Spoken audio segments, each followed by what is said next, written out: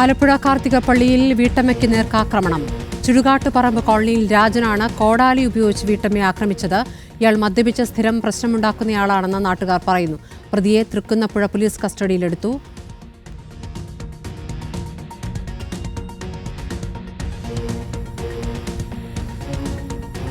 Sarath S ഉണ്ട് വിവരങ്ങളുമായി. ആക്രമണത്തിലെ ദൃശ്യങ്ങളടക്കം CCTV-യിൽ പതിഞ്ഞിട്ടുണ്ട്.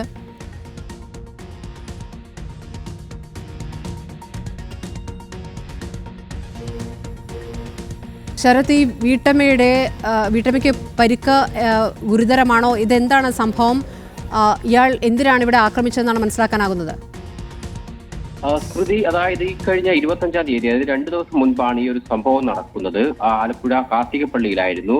ഈ ചുടുകാട്ടുപറമ്പിൽ രാജൻ എന്ന ആളാണ് ഇത്തരത്തിൽ വീട്ടമ്മയെ ആക്രമിച്ചത്. ആ ദൃശ്യങ്ങളിൽ തന്നെ വ്യക്തമാണ്. സംഭവം ഇങ്ങനെയാണ്. ഈ അക്രമത്തിനിരയായ വീട്ടമ്മയുടെ മകനുമായി ഒരു തർക്കമുണ്ടാകുന്നു.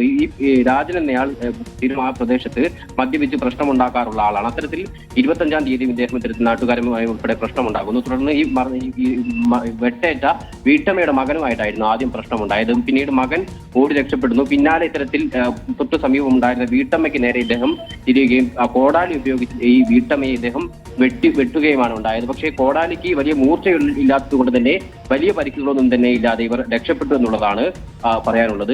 ആ രീതിയിൽ വലിയ രീതിയിൽ ദൃശ്യങ്ങൾ കാണുമ്പോൾ നമ്മൾ തീർച്ചയായും ഞെട്ടിപ്പോകുന്നതാണ്. ആ രീതിയിലായിരുന്നു ഈ ഒരു അക്രമം എന്നുള്ളതാണ്. ഇദ്ദേഹം സ്ഥിരം പ്രശ്നങ്ങൾ ഉണ്ടാക്കാറുണ്ട്. ഇത്തരത്തിൽ മദ്യപിച്ച പ്രദേശത്ത് വലിയ ശല്യമാണ് എന്നുള്ളതാണ് നാട്ടുകാർ പറയുന്നത്. പോലീസിൽ പോലും പലതവണ നാട്ടുകാർ പരാതി നൽകിയിരുന്നു. പക്ഷേ ഇദ്ദേഹത്തെ പോലീസ് ആദ്യഘട്ടത്തിലൊന്നും പിടികൂടിയില്ല. ഈ സംഭവത്തിന് പിന്നാലെ ഇപ്പോൾ തൃക്കുന്ന പോലീസ് ഇദ്ദേഹത്തെ കസ്റ്റഡിയിലെടുത്തിട്ടുണ്ട്. വീട്ടമ്മയുടെ പരിക്ക് കാര്യമുള്ളതല്ല എന്നുള്ളതാണ് ലഭിച്ച വിവരം.